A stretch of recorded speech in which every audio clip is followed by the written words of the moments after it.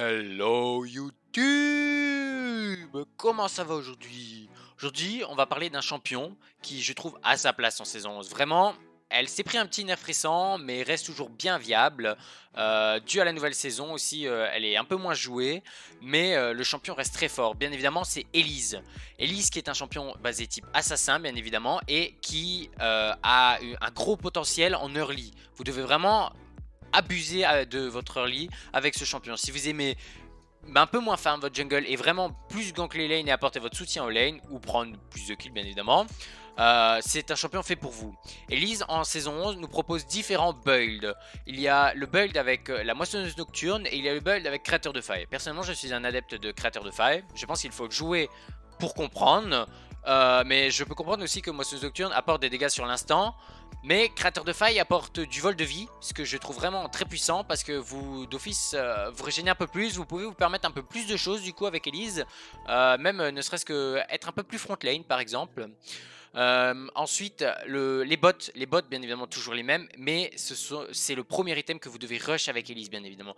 Les bots, votre premier bac c'est bot saut noir et au mieux bot rang 2 directement et saut noir, ou bien bot tome d'amplificateur et saut noir.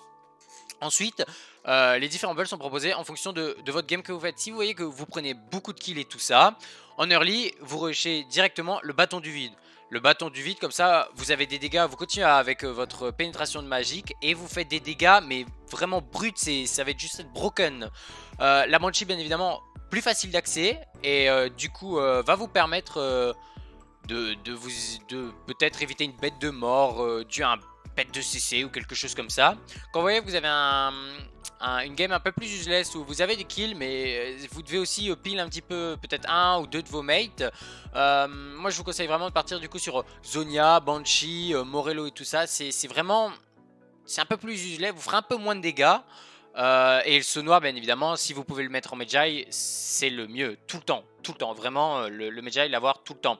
Ensuite, avec Elise, toucher ses cocons, c'est magnifique, parce que généralement, c'est un coco, un kill, ou bien un coco, un flash. Mais rater un cocon n'est pas la mort. Vous pouvez très bien rater un cocon, mais réussir à kill.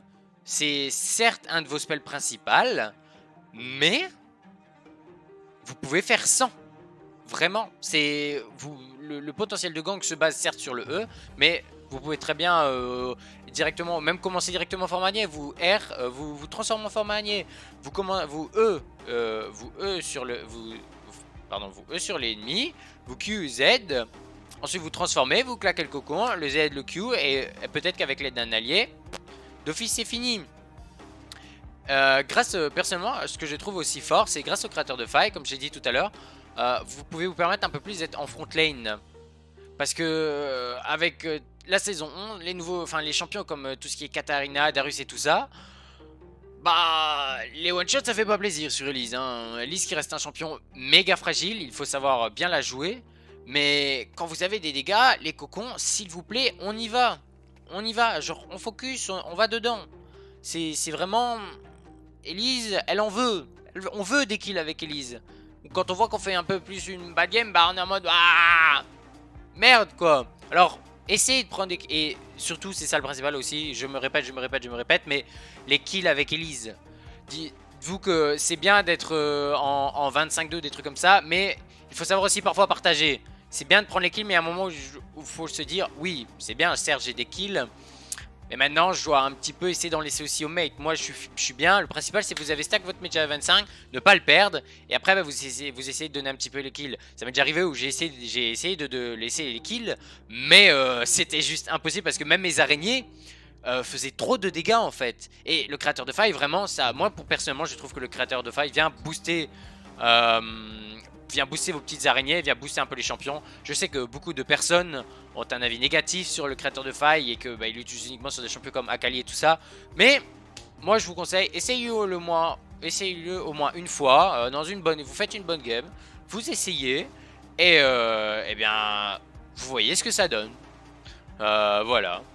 Eh bien, voilà, c'était juste une petite game, une petite vidéo, pardon, comme ça, pour vous expliquer un petit peu mon point de vue sur Elise, hein, qui reste très difficile malgré tout en S11, mais qui reste jouable. Du coup, eh bien, je vous remercie, Et je vous laisse admirer la fin de ces petits gameplays sur Elise.